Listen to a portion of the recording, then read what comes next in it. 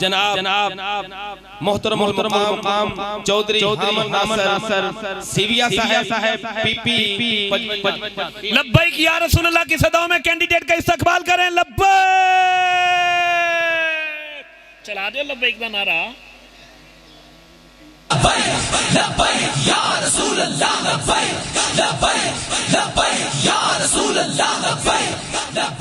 माशाअल्लाह माशाअल्लाह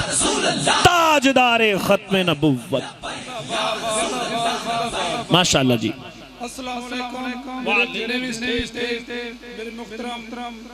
और अल्हम्दुलिल्लाह साडी जमात दे सिरे जेड़े ने सिर दे ताज ने साडी स्टेज ते बैठे हुए और उस तो भी करीबी तुसी जेड़े साथी हो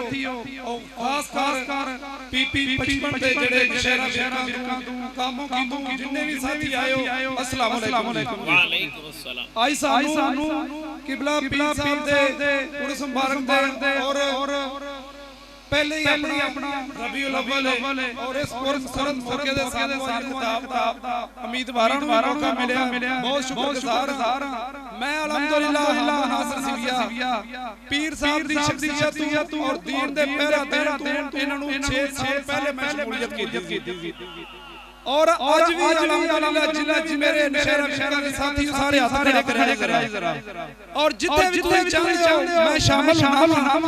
और अल्लाह दे रसूल दे नाम ते साडी जान भी जाएगी डट के मुकाबला करना है। तुसी चाहते हो ਤੁਹਾਡੇ ਮੁਲਕ ਦੇ ਜਿੰਨੇ ਵੀ ਮਾਫੀਆ ਨੇ ਇਹ ਡਾਕੂ ਨੇ ਲੁਟੇਰੇ ਨੇ और ਅਸੀਂ ਆਪਣੀ ਮਕਾਮੀ ਸਿਆਸਤਦਾਨ ਜਿਹੜੇ ਨੇ ਬਲਾਲ ਜਾਲ ਦੇ ਨਾਰਾ ਬਰਾਦਰਾਂ ਨੇ ਇਹਨਾਂ ਸਾਰਿਆਂ ਸਾਡਾ ਹਲਕਾ ਲੁੱਟ ਕੇ ਖਾਦਾ ਹੈ। ਇਹਨਾਂ ਸੜਕਾਂ ਗਲਤ ਬਣਾ ਕੇ ਇਹਨਾਂ ਗਲਤ ਕੰਮ ਕਰਕੇ ਔਰ ਕੋਠੀਆਂ ਲੈ ਲਈਆਂ ਨੇ ਜਦੋਂ ਕਿ ਸਾਡੇ ਏਡੇ ਅਮੀਰ ਮੁਹਤਰਮ ਕਿਬਲਾ ਹਾਫਿਜ਼ ਸਾਹਿਬ ਸਾਰਿਆਂ ਨੇ ਅੱਗੇ ਫਰਜ਼ ਮਾਰੇ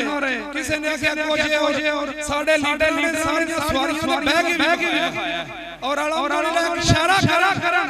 पूरा नहीं पूरी दुनिया तो नजर आ जाती है। तुसी जिन्ने भी मेरे साथी हो मेरे सिर दा ताज हो मेरे घर को नहीं मैं भी ਤੁਹਾਡੇ ਕੋਲ मैं ਤੁਹਾਡੇ के एक गुजारिश करना ਤੁਹਾਡੇ ਕੋਲ अफगानिस्तान ने 20 साल जान लड़ के साबित कर दिता कि इस्लाम पावर रखदा